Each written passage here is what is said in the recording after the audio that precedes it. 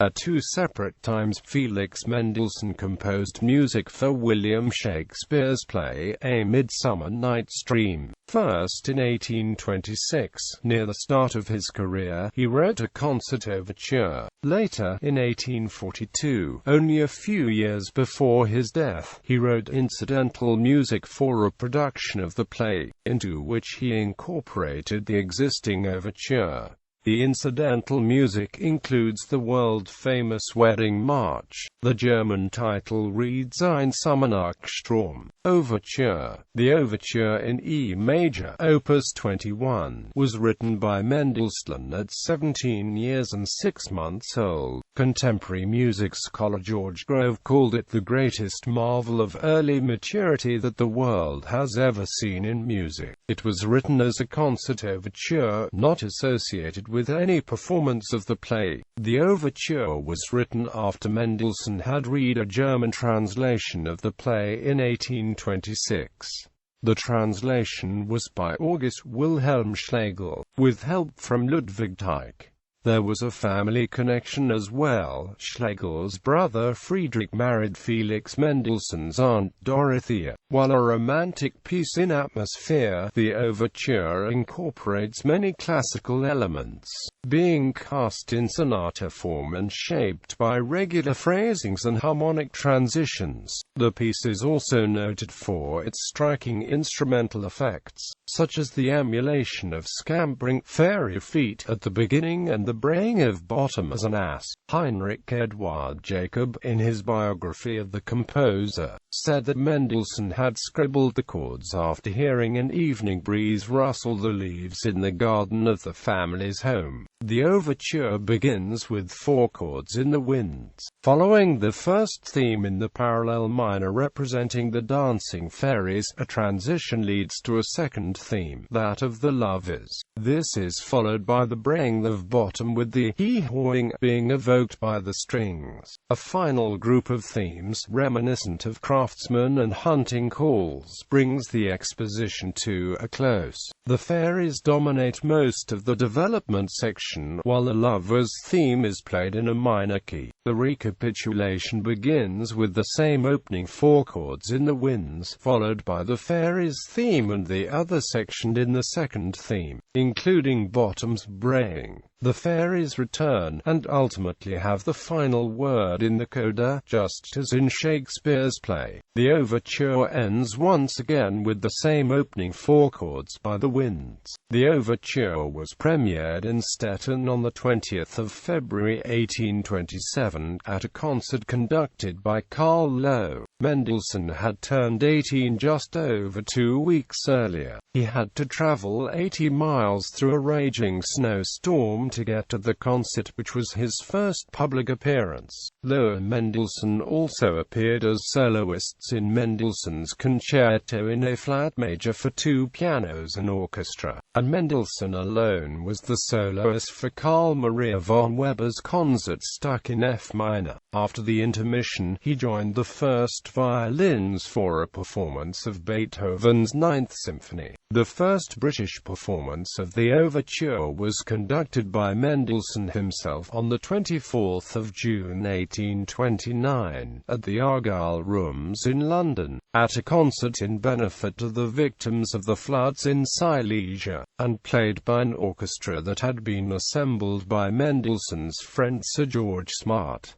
Incidental music. Mendelssohn wrote the incidental music, Op.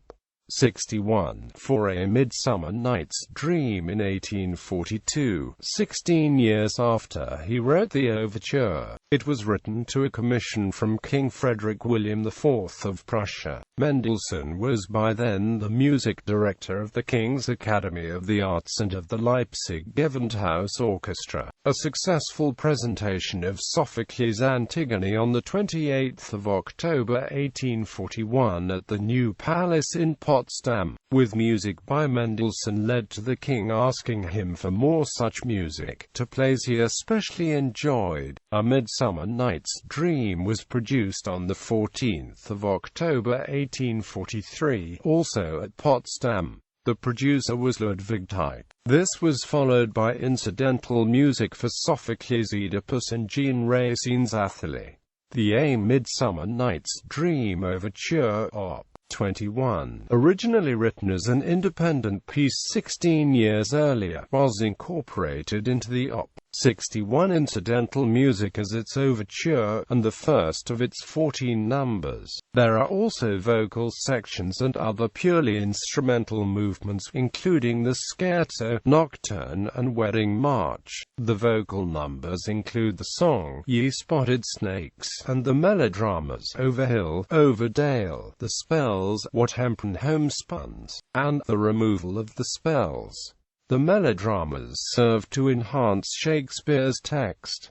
Act 1 was played without music. The scherzo, with its sprightly scoring, dominated by chattering winds and dancing strings, acts as an intermezzo between Acts 1 and 2. The scherzo leads directly into the first melodrama, a passage of text spoken over music. Oberon's arrival is accompanied by a fairy march, scored with triangle and cymbals. The vocal piece, Ye Spotted Snakes, opens Act 2's second scene. The second intermezzo comes at the end of the second act. Act 3 includes a quaint march for the entrance of the mechanicals. We soon hear music quoted from the overture to accompany the action. The nocturne includes a solo horn doubled by bassoons, and accompanies the sleeping lovers between Acts 3 and IV. There is only one melodrama in Act 4. This closes with a reprise of the nocturne to accompany the mortal lovers' sleep. The intermezzo between Acts IV and V is the famous wedding march, probably the most popular single piece of music composed by Mendelssohn, and one of the most ubiquitous pieces of music ever written. Act 5 contains more music than any other, to accompany the wedding feast. There is a brief fanfare for trumpets and timpani, a parody of a funeral march, and a beggar mask dance. The dance uses Bottom's braying from the overture as its main thematic material. The play has 3 brief epilogues. The first is introduced with a reprise of the theme of the wedding march and the fairy music of the overture. After Puck's speech, the final musical number is heard. Through this house give glimmering light, scored for soprano, mezzo-soprano and chorus. Puck's famous valedictory speech, If we shadows have offended, is accompanied, as day breaks, by the 4 chords first heard at the very beginning of the overture, bringing the work full circle and to a fitting close.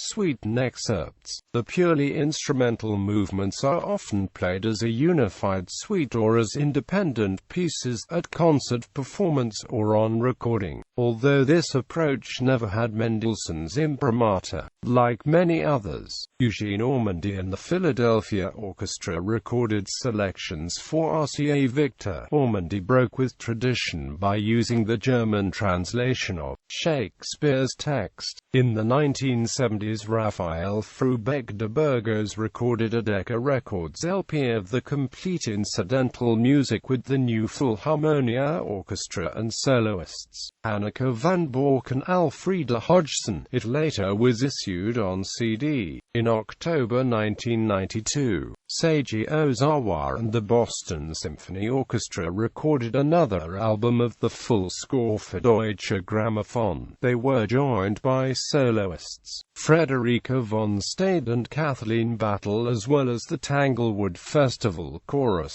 Actress Judi Dench was heard reciting those excerpts from the play that were acted against the music. In 1996, Claudio Abbado recorded an album for Sony Masterworks of extended excerpts with Kenneth Branagh acting several roles from the play, performed live. Scoring. The overture is scored for 2 flutes, 2 oboes, 2 clarinets, 2 bassoons, 2 horns, 2 trumpets, ophicleide, timpani and strings. The incidental music adds a 3rd trumpet, 3 trombones, triangle and cymbals to this scoring.